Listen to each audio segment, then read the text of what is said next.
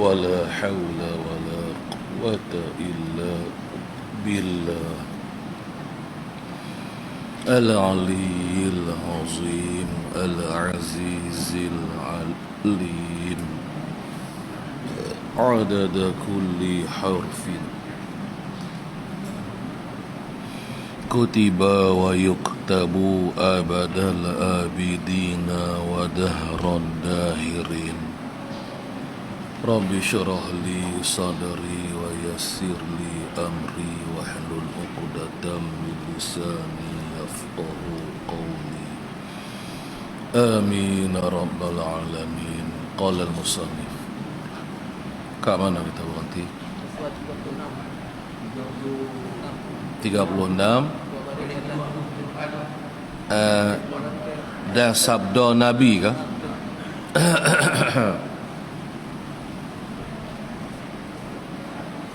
Qala al-musannif rahimahullah,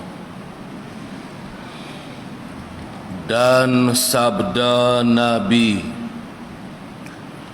sallallahu alaihi wasallam, lisyaitani lammatun bibni adama walil malaki lammatun. Artinya, bagi syaitan itu ialah tempat seruan bagi anak Adam. Bagi syaitan itu ialah ada tempat seruan, tempat seru bagi anak Adam. Jadi bagi kita lah anak Adam ni, kita lah manusia ni. Dan salah satulah yang duk menyeru kita ialah syaitan. Seru ni maknanya duk ajak, duk suruh buat sesuatu, ataupun duk larang jangan buat sesuatu. Itulah maksudnya seruan. Jadi yang pertama yang duk menyeru dalam hati kita ialah syaitan. Tu maksud dia. Yang kita panggil dia duk bisik dalam hati kita. Dan seruan daripada syaitan dipanggil seruan jahat. Waswasah atau wasah hari tu ni. Dia duk hasut kita lah. Dia duk perangat kita buat benda jahat. Dia duk bisik kitanya, telinga hati kitanya duk dengar. Akan bisikkan syaitan tu. Baik, itu yang pertama. Kemudian, dan malaikat ialah tempat seruan. Dan bagi malaikat juga ialah ada tempat seruan. Maksudnya tempat seruannya dalam hati kita lah. Hati kita tu dipanggil yang ruhani, luah. Hak bangsa batin ni, rohani kita sebenarnya luah. Adalah tempat masing-masing. Tempat untuk malaikat, tempat duduk syaitan. Dan seperti syaitan duk menyeru, malaikat juga duk menyeru kita. Adalah sudut tempat duduknya di dalam hati kita.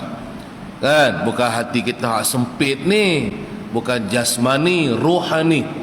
rohani ni medannya sangat luas. Luas, punya jauh. Luas tu. Sebab tu ada habuan tempat tu diduduki oleh syaitan, oleh malaikat, kan? Jadi syaitan yang nama waswas kerjanya mendatangkan wiswas tadi ni. Dan yang kedua ni malaikat, yakni malaikat yang bernama Al-Mulhim yang kita mengaji hari itu. Nah, dia ada menyeru juga. Seruan malaikat mulhim kita panggil nama apa? Kita panggil nama dia ilham. Dulu kita mengaji dah. Nah, maka perkara ni diterangkan kepada kita oleh baginda Nabi kita Muhammad sallallahu alaihi wasallam. Makna lammatun itu tadi kan dalam hadis lisyaitani lammatun. Lammatun ni nak hurai arti dia. Jadi yakni bermula makna lammatun itu ialah nazlatun bidda'wati. Nah, tu bahasa Arab lah, nazlatum bidda'wati. Nah, itu dia punya orang panggil apa? Orang panggil terjemahan arti dia dalam bahasa Arab.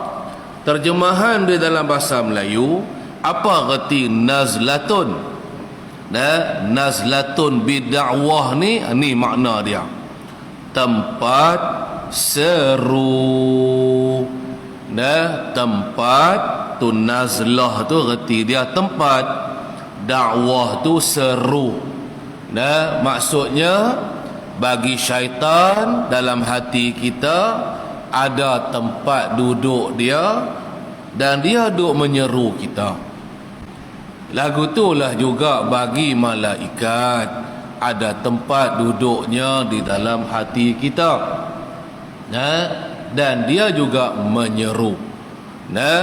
Kalau yang daripada syaitan orang panggil seruan jahat. Kalau daripada malaikat seruan baik. Tu jah bezanya tang situ. Setiap kita.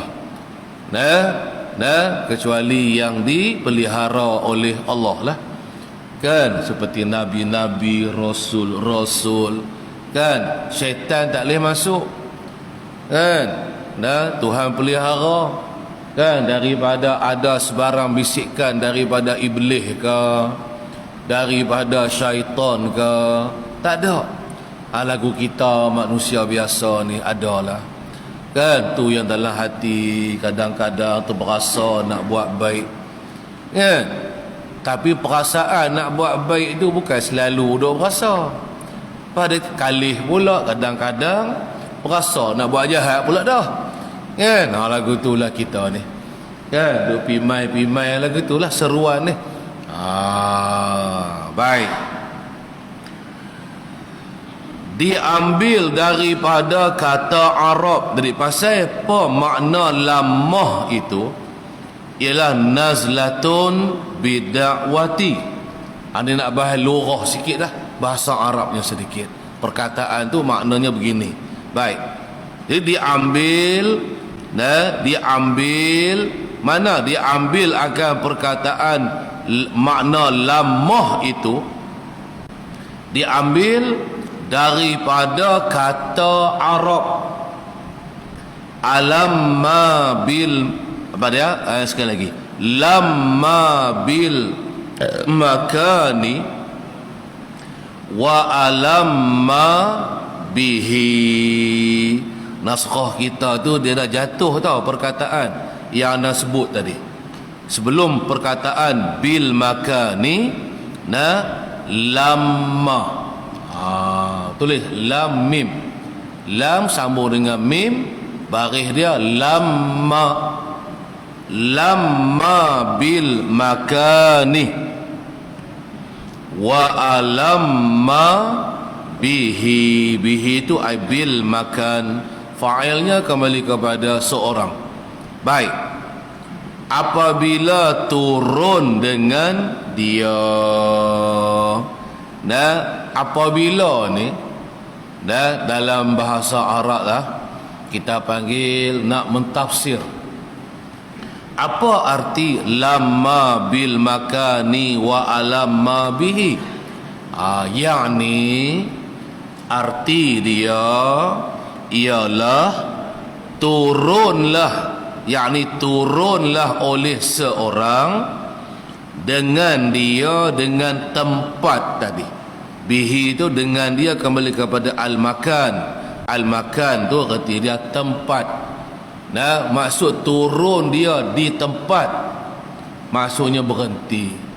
Supaya kita naik kenderaan, kita berjalan kan. Dah, kita pun naik kenderaan. Lepas tu kita sampai ke suatu tempat. Ni makan, nak bagi nampak maksud dia. Maka kita pun berhenti di tempat tersebut. Dah, kenderaan yang kita naik tu, kita turunlah. Atau turun, timbul perkataan turun tu. Turun daripada kenderaan tersebut, kan? Ataupun kita panggil berhenti. Senang abang lagu tu, kan? Kita berhenti kenderaan kita di satu tempat, kita pun duduk berhenti di tempat tersebut. Tu lurah dia. La nak habaq masuk apa? Nah, kita pun berhenti duduk di tempat tu lah. Nah, lagu tu lah masuk hadis Nabi tadi. Syaitan dia turun berhenti, tempatnya dalam hati kita. Tu tempat dia berhenti, kan? Dia duk masuk keluar masuk ni, kan? Syaitan kan melalui urat-urat darah kita tu, kan? Dan stesen dia nak berhenti di mana? Bos stesen kita kau tak faham, kan? Stesen berhenti dia di qalbi kita. Darah kita mengalir semua seluruh badan ni. Dia pergi mana? Pergi jantung lah, kan? Itu sanubari jantung ni. Di situ juga ada rohani. Nah, atas ni jasmani, ni rohani, kan? Itulah tempat dia berhenti. Ada berhenti tu bukan berhenti saja-saja berhentilah. Ada kerja dia nak buat lah setan ni, kan? Kerja dia nak mohong kita, nak hasut kita, nak tipu daya kita. Dia nak suruh kita buat benda jahat. Dia menyuruh kita buat benda jahat, kan? Maka terlintas perasaan nak buat benda jahat tu dalam hati kita. Kemudian adakah kita nak ikut atau tidak pula, kan? Perkara jahat yang dibisikkan ke dalam hati kita oleh syaitan tadi. Lagu itulah malaikat, ilham yang didatangkan oleh malaikat tadi. Sama huraian dia maksud sama, kan? Cuma bezanya syaitan duk hasut buat benda jahat. Malaikat duk hasut kita buat benda baik. Hasut juga, kan? Tapi nak suruh kita buat benda baik, kan? Terdetik dalam hati, terberasa dalam hati, kan? Ikutlah apa-apa amalan soleh, kan? Tu detikkan hati tu, kan? Terlancak, terdatang gambaran tu, lintasan hati kita panggil. Baik, itulah bahasa lurah-lurah dia. Jadi kemudian kita pegukanlah dengan maksud hadis Nabi tu macam mana. Baru kita boleh buah makna dia lagu mana, kan? Bukan boleh pasang makna suka-suka hati ya, kan? Ada kaedah-kaedah dia, kan? Mula-mula nak kena tahu lurah dulu, kan? Dalam bahasa Arabnya apa arti perkataan ini? Tu dulu kalau bahasa Arab lah. Tapi nak untungnya ada orang tolong terjemah dah kepada kita, kan? Lagi senang. Habis tang situ. Kemudian disusunkan dia Allahu Ta'ala di dalam kejadian manusia tabiat yang cenderung kepada syahwat. Baik. Kemudian tu yang pertama, disertakan kepada kitanya dua yang menyeru ni. Yang pertamanya syaitan, yang keduanya malaikat. Kemudian disusunkan dia Allah Ta'ala. Dhamir dia tu terus kepada Allah Ta'ala lah. Kemudian direngkelkan. Kalau kita kata disusun ni.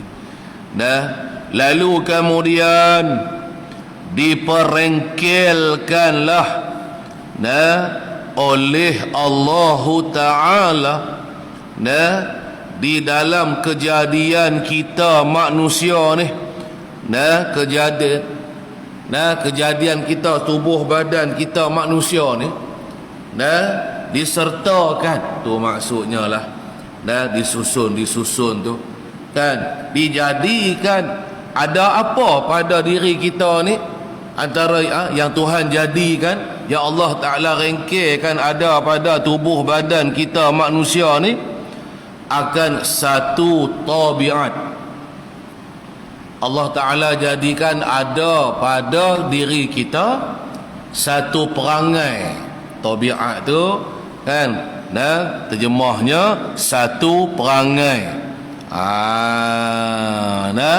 Satu perangai mana? Yang cenderung kepada syahwat. Syahwat tu orang panggil apa? Keinginan nafsu. Kita mempunyai nafsu pula. Antara hak ada Tuhan jadi pada kitanya ialah nafsu. Kan ada nafsu yang baik, ada nafsu yang jahat. Kan ni cerita nafsu yang jahat. Nafsu yang jahat juga kita duk berasa nak buat benda-benda jahat lah. Benda-benda seronok, dan benda-benda seronok tu jadi maksiat kita dengan Allah Ta'ala. Itu selalunya. Jadi kita berperangai pula dengan satu perangai, namanya hawa. Bahasa Arabnya nama dia ialah hawa. Tabiat ni dipanggil nama dia hawa. Tu kita panggil hawa nafsu. Hawa lain makna dia. Nafsu lain pula makna dia. Nafsu tu tadi nafsu lah. Ada nafsu amarah dia, nafsu macam-macam jahat tadi ni. Kan? Hawa ni bolehlah kita panggil kecenderungan. Diri kita cenderung dengan nafsu. Diri kita ni cenderung, condong kepada nafsu. Kan? Baik, contohlah. Apa yang nafsu kita, apa yang cenderung, apa yang cenderung, apa yang diri kita sangat condong kepada dia. Puji-pujian orang. Misalnya tu nafsu tu. Kita ni suka sungguh kalau kita buat kerja, kalau orang puji kita, cukup mau lah. Nak puji-pujian orang. Semayang pun supaya orang puji. Pelik lah kita ni. Kan? Kalau buat apa-apa ibadat pun, sedekah ke, bagi makan ke orang ke, kan? Nak supaya orang puji. Riak orang panggil, nak tunjuk-tunjuk dekat orang. Ini ni lah panggil hawa. Keinginan, kecenderungan, kepada kecenderungan nafsu kita kepada apa? Puji-pujian. Orang panggil lagu tu kalau bahasa mudahnya. Jadi itulah Tuhan jadikan ada pada kita hawa nafsu. Kan? Kita suka sungguh dengan pujian makhluk. Kan? Nak lawan nafsu ni pula ni. Tadi nak lawan setan. Dia duk bisik hati ni, barang dalaman ni. Ni cerita dalam hati kita. Kan? Jadi kita minatlah kepada pujian orang. Kita tak suka pula kepada celaan orang. Kalau orang celah tak mau. Tak suka. Kan? Tak mau dengar. Orang celah ke, orang cerca ke, orang celah, orang cerca, kan? Pasal dia ada lah. Kan? Tak buat suatu perkara, kan, menyebabkan orang celah dia, kan, orang kutuk dia kat belakang ke, misalnya. Kan? Contohnya dia tidak bersedekah. Disebabkan dia tu duit banyak, tiba-tiba tak bersedekah, kan? Maka orang mencela dia. Dia tak mau orang cela dia sebab dia tak bersedekah. Nak tarik pujian daripada orang tadi, maka dia pun bersedekah. Ni duk cenderunglah ke tu kita minat. Minat kita kepada pujian orang. Tak sukanya kita kepada celaan orang. Inilah maksudnya riak.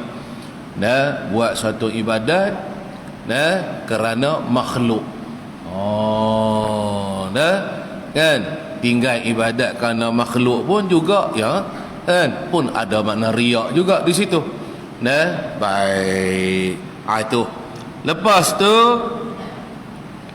dan menyampailah akan lazat. Tabiat mana lagi? Yang cenderung, yang pertama, cenderung kepada syahwat, keinginan. Yang kedua, dan cenderung kepada menyampaikan lazat, nak bersedap-sedap. Ni nafsu. Kalau hidup kita ni nak berlazat-lazat, nak bersedap-sedap, tu kita cenderung dengan nafsu, orang panggil. Kan? Sebab tu katalah contoh makanan lah, katalah makanan, kan? Makanan ni selain daripada hak haram tu, halal belaka lah. Kan? Suci, halal, kan? Daging ayam halal, daging lembu halal. Ikutlah ayam fresh orange halal, semua halal. Jangan hak haram lah, tolak yang haram, kan? Kemudian lazat dah. Kena hak asyik dengan makanan, dengan minuman tersebut, kan? Kalau tak makan dia, kalau tak minum dia, tak boleh duduk. Dia suka dengan kelazatan makanan itu, kesedapan, kelazatan minuman ke makanan tersebut. Okey, itu tercenderung kepada kelazatan. Sebab tu kalau kita belajar betul-betul ilmu tasawuf, kan, dia suruh kita kurangkan makan. Kan kita mengaji tajuk kurangkan makan. Bukan kurangkan makan tu kurangkan makanan yang haram. Makanan yang haram orang tak panggil kurangkan makan, memang tak boleh makan pun. Cerita tajuk kurangkan makan ni, makan apa? Yakni makanan yang halal. Faham? Sebab tu dia suruh kita kurangkan makan. Sedap tu sedap, kurangkan mengambil kesedapan nikmat dunia, kan? Antara yang halal apa dia? Contohnya tidur. Tidur halal, kan? Jangan tak semayang. Dia punya lena tidur sampai tak semayang, yang tu berdosa lah, kan? Nak tidur lain daripada benda hak semayang, tajuk semayang tadi ni. Tidur berapa jam nak tidur? Dia tidur sehari-sehari tu dia punya lama. Sikit sangat masa dia jaga, kebanyakan masa dia lena saja. Kan? Berdosa ke? Tidak berdosa. Orang bukan cerita berdosa atau tidak. Orang mencerita tajuk kurangkan tidur. Tidur tu dosa ke sampai nak suruh kurang? Tak. Tidak berdosa. Halal hukumnya kita nak lena, nak tidur ni, kan? Tapi jangan terlajak sangat kita tidur. Mati sekali lagi hati kita baru punya dok lena, hati punya keras dengan lagu tu, ya, kan? Itu contoh nak bagi nampak kita minat dengan lazat dunia, cenderung sungguh. Masalahnya sekarang kita turut tak nafsu kita tadi? Tu cerita dia. Turut ke tak nafsu kita hak suka makan, suka minum, suka lena, suka bersembang. Sembang pi lah, nak sembang apa pun. Hanya jangan mengumpat, jangan duk mencakap benda haram, ya. Halal hukum dia, tidak haram. Nak sembang sampai sehari 10 jam sekali, ikut sukalah. Kalau orang tanya, kan? Tapi kita mengaji dalam ilmu tasawuf, dia suruh apa? Kurangkan bercakap. Tidak. Kan? So kurangkan bercakap. Kalau tak ada perkataan baik yang berfaedah, kan, yang perlu kita berkata-kata, diam lebih baik. Tidak ada jumpa hadis Nabi itu kan. Kan? Padahal nak sembang kedai kopi sampai 3 jam. Sembang sungguh. Habis sampai tak ada modal nak cakap dah. Kan? Habis sembang. Boleh. Jangan mengumpat, jangan pergi tendang orang, jangan duk buat benda maksiat. Kalau tidak, haram lah jadinya. Dan hak saat ni kira duk buat benda lara, sia-sia je. Ada orang suka bersembang. Tadi orang suka makan benda sedap. Kan? Tadi orang suka tidur. Ini suka bersembang. Dia kalau tak bersembang berayak keluar yang mulut ni. Tak boleh duduk, kena bersembang juga. Kan? Itu orang panggil suka kepada kelazatan lah. Lazat, kalau boleh bersembang ni orang yang suka bersembang tadi, suruh kurangkan bercakap, jangan duk turut nafsu. Tu apakah kiaslah dengan yang lain-lain. Ni kata hawa nafsu. Duk buat kerja, duk turut nafsu. Makannya, minumnya, apa lagi, kain pakainya, kan, harta bendanya. Banyaklah aku nak cerita satu-satu tu pula. Okey, tu maksudnya tu. Jadi inilah seruan kita yang ketiga, iaitu nafsu. Nafsu kata tak boleh kalau duit sikit-sikit. Nak beli hak tu tak boleh, nak beli hak ni tak boleh, nak pergi melancur makan angin tak boleh. Dengar kata depa buka dah sepadan, jom kita pekat pergi makan angin, duit belambok kan. Hak ni terbit daripada mana? Nafsu ke apa? Kan? Awak kalau tak keluar jalan makan angin, makan ikutlah makan angin ke makan apa ke, tak boleh ke? Kan? Jadi kita duk turut semata-mata nafsu kita. Ikut nafsu kata lagu tu lah kita buat. Nak sekat nafsu kita ke, kan, nak bantah dia ke, nak kira berjalan, duduklah di rumah sama, tak ada pun. Kan? Contoh, tak percaya buka sepadan tengok supaya hari tu penuh Langkawi tu. Kamera Helen penuh. Kan? Pasal apa? Lama tak berjalan. Kan? Bunyinya ikutlah. Halal. Bukan kata haram jalan makan angin ni. Lagi kata anak ajak kata haram pula. Bukan. Nak cerita hawa nafsu. Dia turut dia. Kan? Nak seronok ni hawa nafsu. Okey, baik. Lepas tu sambung lagi Kemudian katanya al-musannif lagi,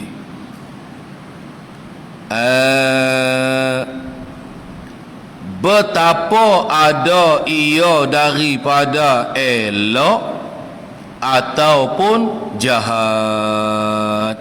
Jadi kata musannifnya, betapa ada ia tu mana tu? Lazat tadi.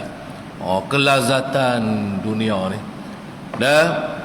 Dia turut nafsu dia tak peduli sama ada kelazatan itu ialah daripada elok tu yakni halal, ataupun jahat yakni haram.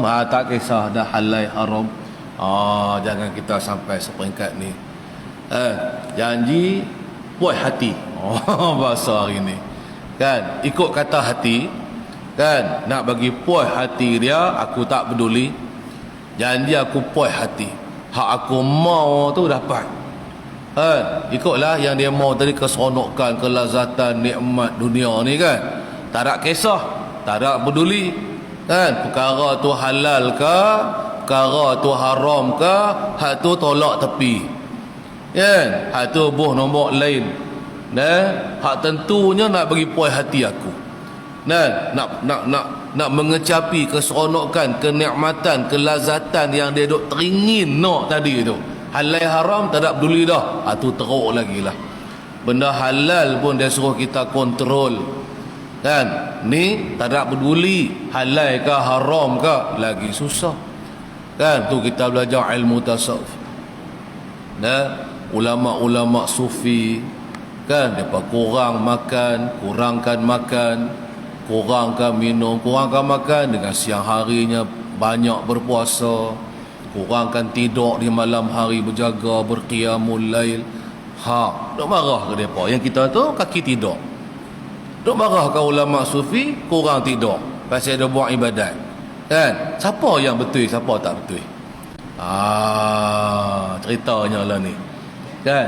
Kan kita hak kaki tidur siang malam tu kan yang betul? Kan ulama sufi yang kurangkan tidur kerana berbuat ibadat tu yang tak betul. Yang betul lah depa tu. Oh depa lah betul banyak. Nak tidur sampai lama mana? Kan? Makan sampai tak cukup. Kan? Sampai tak puasa langsung. Kita ni punya makan selama setahun lepas bulan Ramadan tahun sudah. Ni nak main Ramadan pula. Satu hari pun tak ada kita puasa sunat. Kira nak makan ya kita ni. Hari-hari makan. Siang malam makan. Lepas tu cek darah tu dia 200 darah tinggi. Padu heran boleh. Aku ubat aku makan. Hang tak makan. Hang makan ubat. Budak hang makan hang tak kontrol. Kan? Ubat nombor 1 kali puasa. Kita tak puasa pun. Padu lorat penyakit. Itu cerita tajuk penyakit lah pula kan. Jadi faham betul-betul kita duk mengaji ni. Kita turut apa lah ni. Kita ikut Nabi ke kita ikut nafsu? Sembang mulut tu ikut sunnah Nabi. Betul ke hang turut? Kan? Kan hang dah ikut nafsu selama ni. Nabi sepanjang malam duk berqiyamul lail. Setiap malam. Kan? Kalau tidak setiap malam pun ada lah kadang-kadang Nabi tinggal ada juga. Kan? Siang hari banyak dengan berpuasa sunatnya. Dah kata ikut Nabi. Buat tak? Hak lagu Nabi kita buat? Tak buat. Ni lorat diri kita ni. Hak lorat sungguh. Kan? Lepas tu duk berasa betul aku betul. Kan? Hampa tu yang tak betul. Lepas tu kan kalau kita mengaji ilmu tasawuf, kita cerita tentang ulama-ulama sufi cebeh mulut. Becinya ke orang tasawuf ni. Tak betul tu, sesat tu. Kan? Kita tu baik sangat. Kan? Hati-hatilah dalam pemahaman berkenaan dengan ilmu agama ni. Jadi kata al-musannifnya lagi, sambung lagi. Sikit pun tak apa, kita baca biar puas hati. Kemudian katanya lagi al-musannif, maka demikian itu hawa nafsu.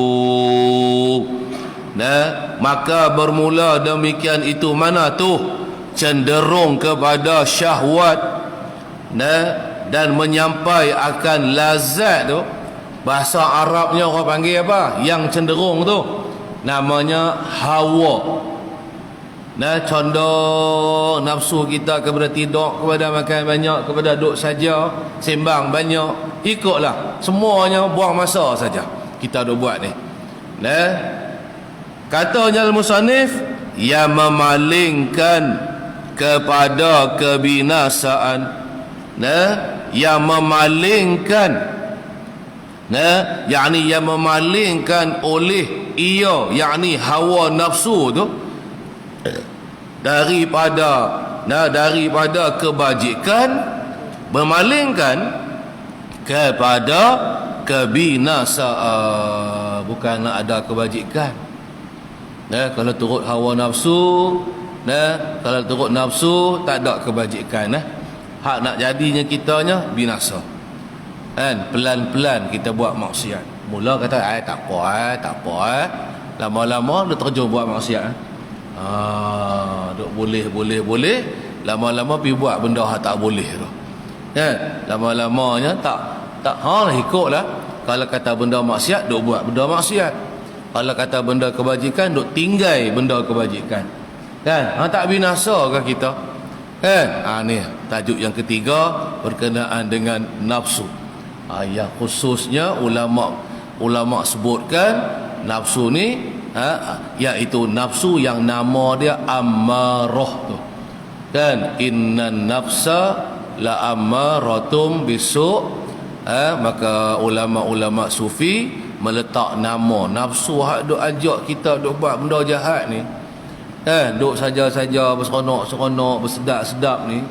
Kan? Nama nafsu tu nafsu ammarah. Baik.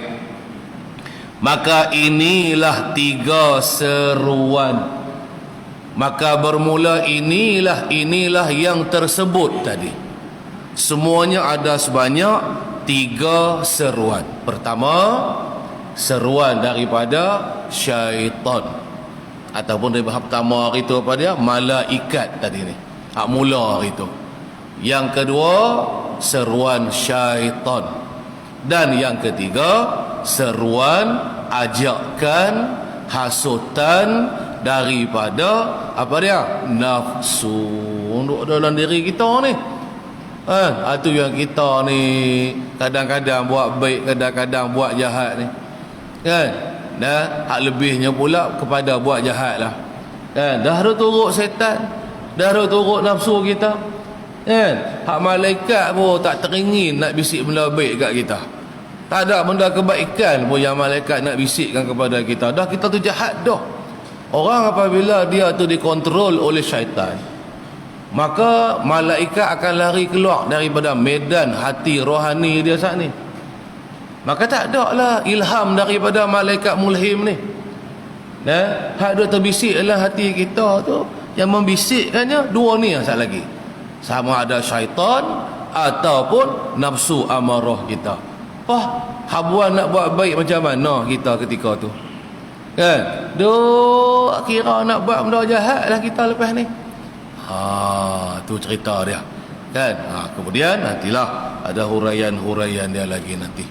Kan? Nak turut tak mau turut, amalan-amalan apa kita nak kena buat, kan? Supaya kita tu mudah-mudahan terpelihara daripada setan, daripada nafsu kita, dan lawan mujahadah. Macam mana maksud dia?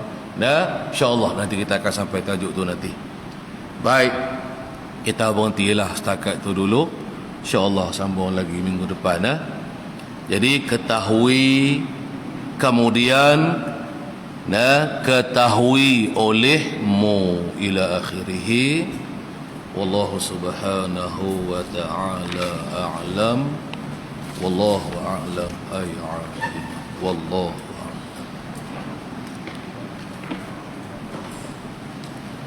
A'udzu billahi minasyaitonir rajim. Bismillahirrahmanirrahim. Alhamdulillahi rabbil alamin.